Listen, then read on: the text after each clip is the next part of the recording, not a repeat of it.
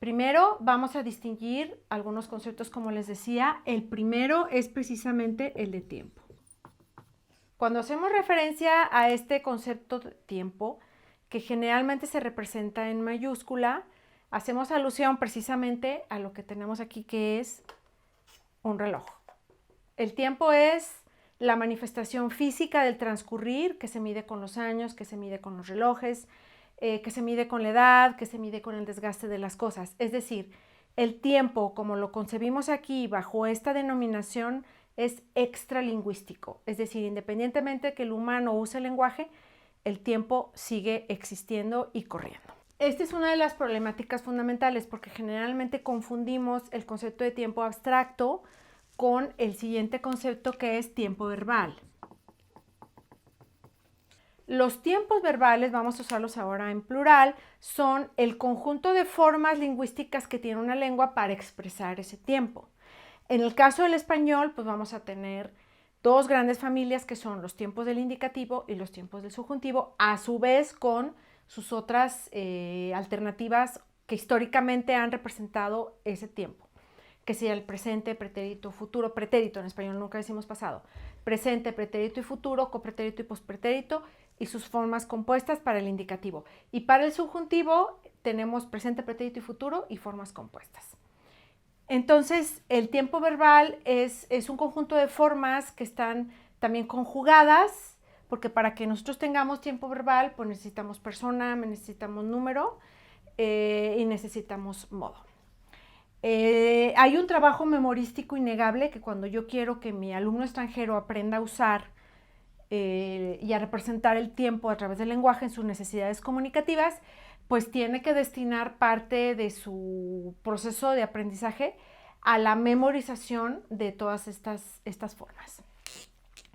Después vendría el concepto temporalidad. La temporalidad es cómo a través de un acto de habla, un texto específico, es decir, un intercambio de información entre los individuos, se construye un tiempo ficticio, no ficticio en el sentido irreal o de ciencia ficción, sino que es una representación de segundo orden de ese tiempo. La temporalidad, entonces, es una lógica subyacente que está, por ejemplo, en un relato. Les pongo de ejemplo la primera edición de La muerte de Artemio Cruz, que es una de las novelas mejor logradas de Carlos Fuentes, en donde toda la novela es 15 minutos de agonía de un personaje importante en la historia de México. Pero el tiempo del relato son 15 minutos. Entonces uno dice, ¿qué pasa dentro de estos textos? Tú lees toda la novela de Artemio Cruz y puedes hacer un recorrido desde la Revolución Mexicana hasta el México moderno, hasta el México del milagro mexicano, como se le llama en la economía. Todo este proceso que dura la novela es una temporalidad. Si yo cuento una historia, cuento una anécdota, todo el conjunto de tiempos verbales que a su vez representan un tiempo, pero en un texto específico, es la temporalidad, que sería precisamente una cadena de verbos que se van sumando, y en esa suma de verbos van formando otro orden, que son secuencias, que a su vez se van armando y van generando toda la puesta en abismo del relato. Esa es la temporalidad. De tal manera que nos animamos en un método de enseñanza del español para extranjeros del uso de la representación del tiempo a trabajar con textos específicos, porque cada uno va a entrañar su propia temporalidad de acuerdo al género que se esté construyendo, sea un relato, sea un ensayo académico, sea una negociación, sea una petición, según el acto de habla. Vamos entonces a nuestro siguiente concepto, que sería el de switcheo. El switching es un fenómeno que se refiere al salto o cambio de un tiempo verbal a otro adentro de un texto.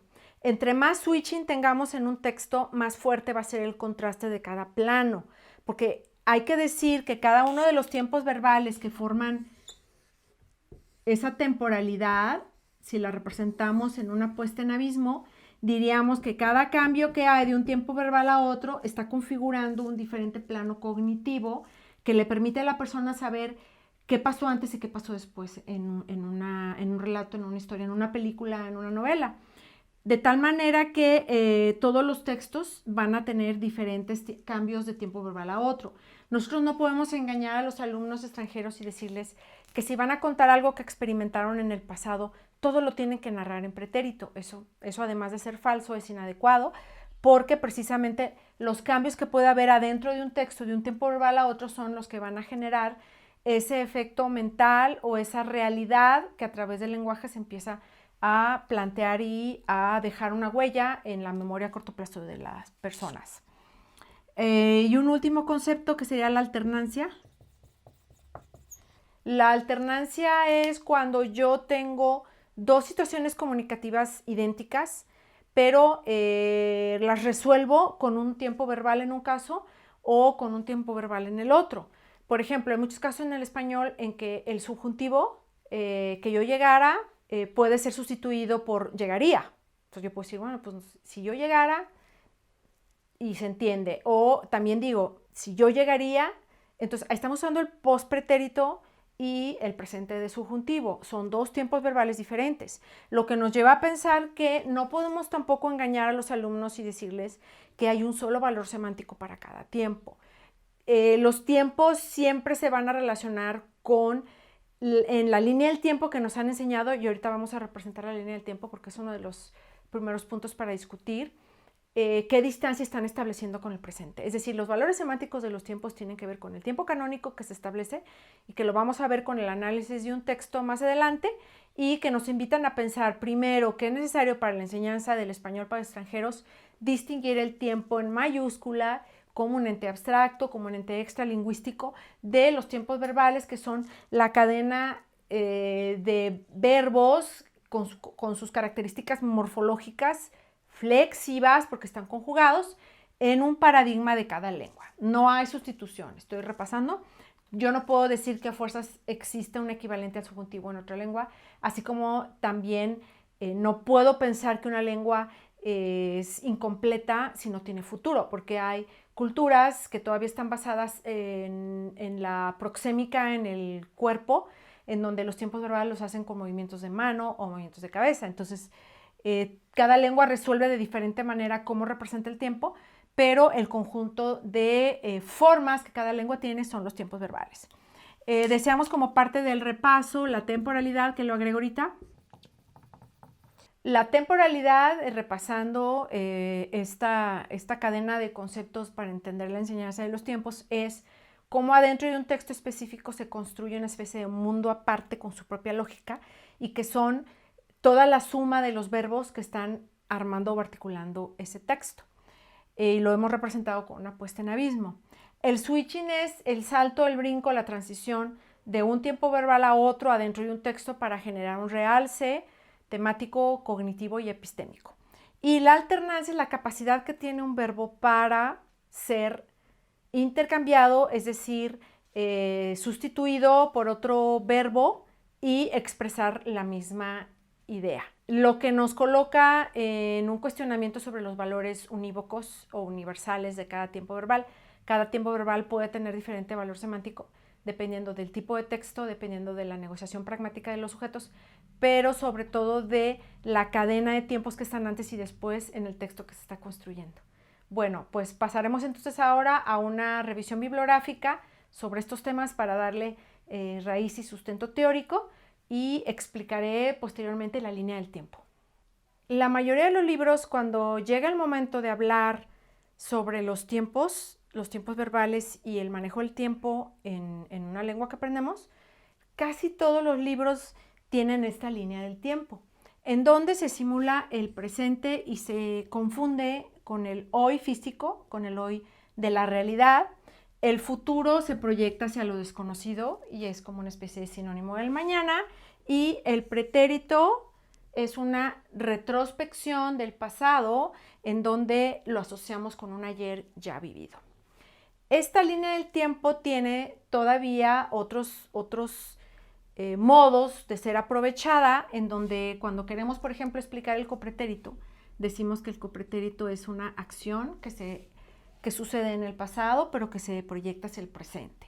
O si queremos hablar, por ejemplo, del postpretérito, pues hay quien dice que es una acción que está dentro del futuro. Este esquema ha funcionado por años, ese esquema difícilmente es cuestionado en el diseño de los materiales y manuales.